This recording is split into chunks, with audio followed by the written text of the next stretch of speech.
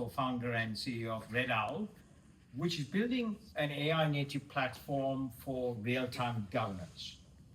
So what is real-time governance? First, let me talk about governance.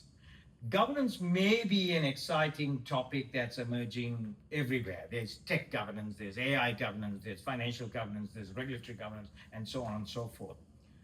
But governance is as old as money. Governance started life when money was invented. So there was a process where you could account for that money. There was a process by which you could record that money, and a process by which you could find out if money was spent correctly.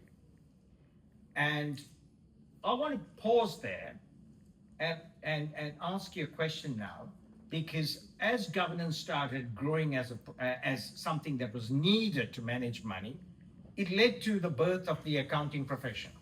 Now, how old do you think the accounting profession is? Who wants to have a guess? Anyone from that side or this side?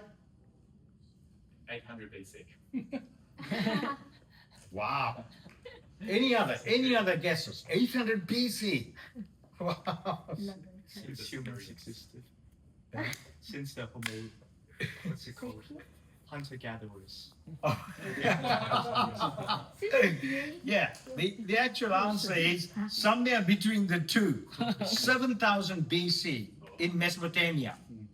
That's when it was first accounting started being recorded on tablets, recording cattle and agriculture and so on and so forth. The modern accounting, as we know, the double entry accounting was invented 500 years ago. And here we are. Now, in 2025, in the age of AI, we've seen multiple levels of innovation in governance. We've seen in accounting and governance all sorts of technical development. We've seen the spreadsheet.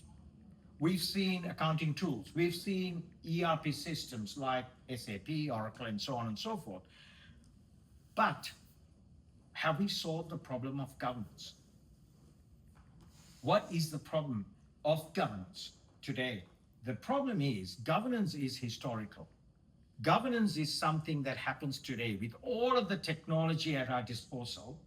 Is when we get a report that shows we have spent money where we shouldn't have spent. We have spent money on an invoice that was a fake invoice. We have spent money somewhere that was outside the company policy, or we have spent money that's broken the law. Real-time governance, which is before money leaving the organization, is not here. But we believe AI can solve it. So everyone here, and we heard some wonderful stories this afternoon, everyone here has got a story here. And before I tell you RedOwl's story, I'm going to tell you my story. About 2 years ago, I was part of a company that had invested and I was on the board, and that collapsed due to a fraud, and we lost $32 million. $32 million just vanished of a company that I was part of and leading out of Melbourne here. And this fraud did not happen from someone from outside the company or from other part of the world. This fraud was perpetrated on us by our CEO, by none other than the CEO, with fake invoices, fake contracts, fake ABN numbers, fake domains, fake supply contracts. And money was sucked out of the business within 18 months and the business collapsed. You must be thinking here, is this an isolated incident that happened to me? No, this happens pretty much every day. And I want to just point to the Wall Street Journal 2 weeks ago. I'm not sure how many of you read this. The world's largest asset manager, BlackRock, 2 weeks ago, announced to the whole world that they got defrauded to the tune of $500 million by someone who created fake invoices, fake contracts, fake domains, fake numbers, and sucked the money out of the company over, literally, I think it was over 12 months. And this is happening to one of the largest companies in the world with the most advanced technical solutions. none of their verification systems could figure this fraud. So when my disaster happened, I sat down with my co-founder who's sitting in the audience, Tushan. I sat down with him about 18 months ago and said, hey, Tushan, I'm so embarrassed to face my shareholders. I had 600 shareholders in the company that lost $32 million. And I started life as an accountant. I spent 10 years with Westpac as a banker. And then I had listed companies on the ASX very successfully. We had in the company very good accounting team. We had great software. We had a great board, and we even had a great auditor. But nothing prevented the fraud. So I asked Tushan, what could we have done differently? And Tushan said, and this is time 2 years ago, we were hearing about how ChatGPT was starting to emerge, and we were hearing about how great AI is. And Tushan said, with AI, we could have prevented this because we could have generated pre-transactional intelligence that would have stopped this fraud from happening. And my immediate response to him was, that's nonsense. I've never heard of this, right? But this is the difference between, I'm a finance guy, he's an engineer, right? So he knew what he was talking about. What we did was, we cut a long story short, we decided that we would invest and build a prototype. And when we did, we took that to MasterCard and showed them what we had built.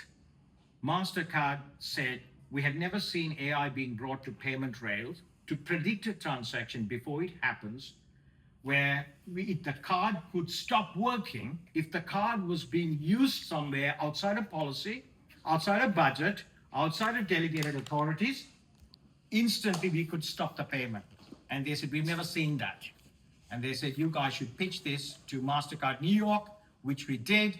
And MasterCard New York run an annual program called Star Path. And we heard before earlier on Wendy talk about Air Wallets.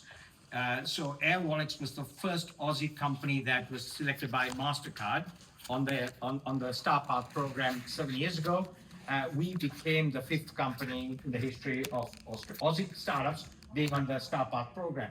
So that got us moving, and we had immediate access to MasterCard's ecosystem globally. For a tiny Melbourne-based startup, this gave us access to knowledge, expertise, technical, business, go-to-market, for us to be able to build out our product. And I'll pause here and go through a few important pieces of the AI technology we have brought in to our platform, which is generating real-time governance. As I said, real-time governance is before money leaves the organization.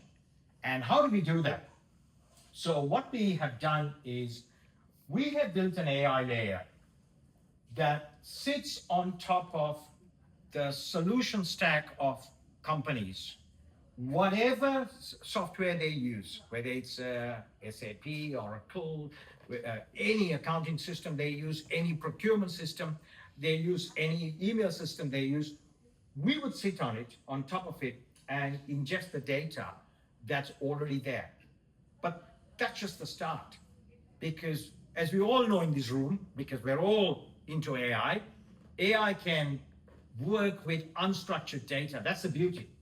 This is structured data. We look at structured data and unstructured. What is unstructured data? Bits and pieces of paper that's floating around within the office. Emails going from the CEO to the board members saying, have you looked at this supplier? I think we need to be relooking contracts. So sentiment, judgment, the real IP around how a company's policy gets decided at the board level, this is the macro level, and how it gets applied at the micro level when you actually pay an invoice or do a transaction, is based on human judgment or human IP that's inside a company but walking on 2 feet. It's not codified anywhere. And when those executives or staff members leave the organization, the IP walks out. You've lost it. So what RedOwl did was, we needed to go and capture what we call organizational memory. Organizational memory is not just the data that's sitting in there. Organizational memory is this judgment, is this context. It's all of the other IP and how you apply policy in a company. And then what we do is we generate pre-transactional intelligence. We generate pre-transactional intelligence before anything gets happened in the company. And we would then use that intelligence. That intelligence is useless if we don't go and grab the human in the loop, whoever they are. That could be an accounts payable class, that could be a financial controller, it could be a CFO or a board member, because our solution is a B2B solution for the office of the CFO. So when we talk about governance, we talk about financial governance only. It's about money and about how do we protect the money that moves inside the organization. So we are very specific to that area. We would go in, as soon as we have this intelligence, we would inform the person who's responsible for that particular transaction and say, hey, we've looked at 800 invoices that came last night. 796 are all fine. Just press button and it'll go through. You'll get on the payment rail and get paid. But the 4 that we picked, there are issues. Possibly some of them are fake, some of them are duplicates, some of them are fraud, some of them are you're not getting the discount you're meant to be getting on your contract. So that's a contract leakage. So we generate that intelligence, we forward it to the person responsible with all of the audit trail, and they would look at it. They would then act on it. And by doing that, we not just save time and increase productivity, which AI does that every time. Most importantly, we're bringing smarter thinking and empowering the human in the loop. So we're making the human hero again. It's not about replacing the human. I mean, we heard from Heidi how much 18 million hours you're saving up. 18 million hours. So if we can do the same thing for the accounting staff, because there's a shortage of finance people and governance is, if BlackRock got defrauded with 500 million, just imagine companies that are out there. So where are we now? You can see some brands, I'm sure you recognize, big companies. Why are they talking to a little startup like RedOwl? Macquarie Bank invested 2.3 billion in technology last year. They still can't get real-time governance right.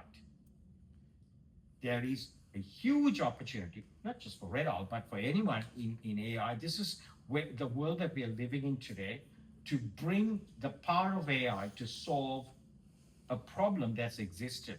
And we're sticking to financial governance. That's the only area we're going to be in, and our purpose is to generate real-time intelligence. So we're with these companies, and we are having this chat with Albert before about his insight he shared with us previously about for every 4 billion of market share, there's 400 billion in the US. So it's 100x, right?